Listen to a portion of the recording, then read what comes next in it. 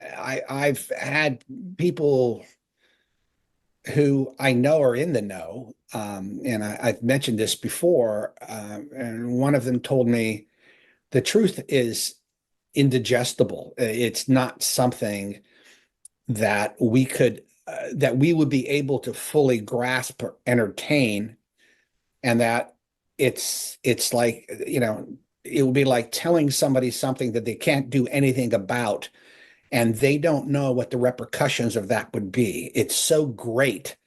It's so world changing and transformational, and maybe not in a good way. So I mean, what could be so jarring? What could be so disruptive? I mean, bless you. Um, thank like you.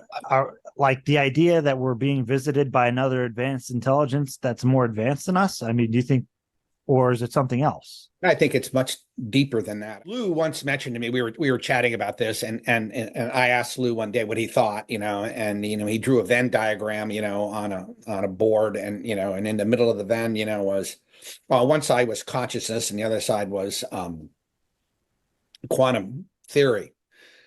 And the shaded part in the middle, he said, that's probably where this is. And when you think about that, what are the two things we really don't know all that much about, or that, could be extraordinarily scary? And consciousness, is it local or is it, non-local?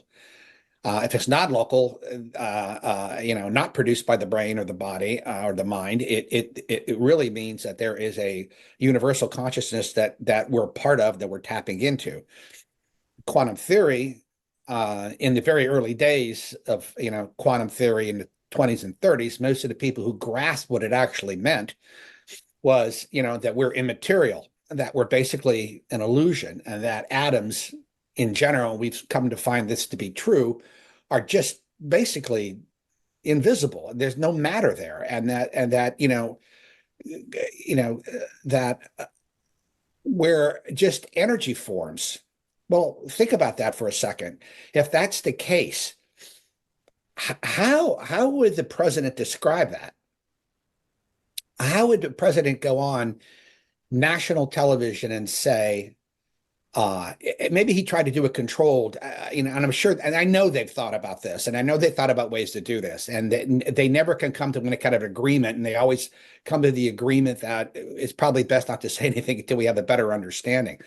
But what the hell do you say? I mean, you come out and you say, we're there's another presence in the universe which visits us, and we don't understand it, but it's capable of transforming itself into anything it wants to do. It can manipulate matter.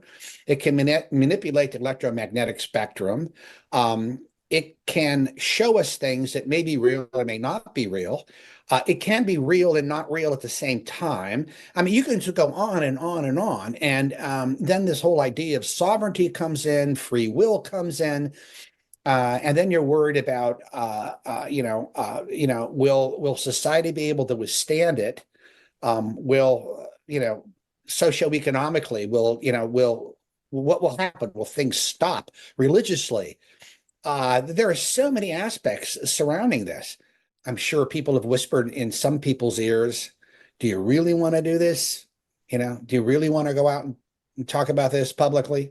Do you have any kind of fallback position, when people start asking the million questions they're going to have, and you're basically saying we're powerless against a entity or entities that are here, we can't see, we have no idea of their intentions and capabilities. It may mean that we're just immaterial. I mean, you can get into, there's so many avenues. And then what does that open up? I mean, it's a conversation that's been going on now recently, with the power of the presidency, and where that lies. What the president can do, what the president can't do. I remember back when President Trump first became president, he was at a news conference, and he was talking about, you wouldn't believe the powers I have, and he kept going on about it, and the powers I have, well, what I can do, and he was, I think he was absolutely bowled over by what he has the power to do outside of Congress and the judicial branch. In other words, there's this unitary executive theory that's out there, about what the role the president has, particularly in extraordinary circumstances. I don't think anything is more extraordinary and more potentially dangerous than the knowledge that there is a non-human intelligence or intelligences out there that have the capability to read your mind, come into your house, threaten the idea of sovereignty, free will. How the hell do you throw this concept that, let's just say, it's a combination of quantum theory, like Lou said, it probably could be, and consciousness, two of the grandest problems that we have. I mean, in physics, and in neuroscience, and we can't wrap our arms around it.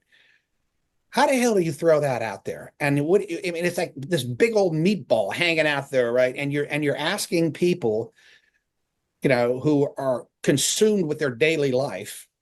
You know what it's like. You got a family, you know what I mean? You get up, you got a job, you got to do all this kind of stuff. And then somebody throws this huge thing at you and said, oh, by the way, we're not alone in the universe.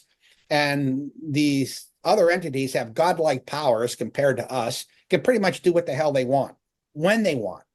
And we have no idea what the hell they're doing and why they're doing it. And they tell us stories. They tell us what? Two stories. They always tell us it's the environment and it's the nuclear problem, right? Those are the only two stories we hear. We don't hear about where humans came from. We don't hear about where they came from. They always say to people, well, you wouldn't understand, right? You wouldn't understand. So we can't get into that. Is that real? Is that not real? Are they 100 years more advanced than we are? Are they, possibly 3 or 4 million years more advanced than we are? Are they, an ultra terrestrial race that, lives on the planet with us, but maybe in another time dimension, that maybe they're vibrating a little bit faster than we are, so we can't really see them.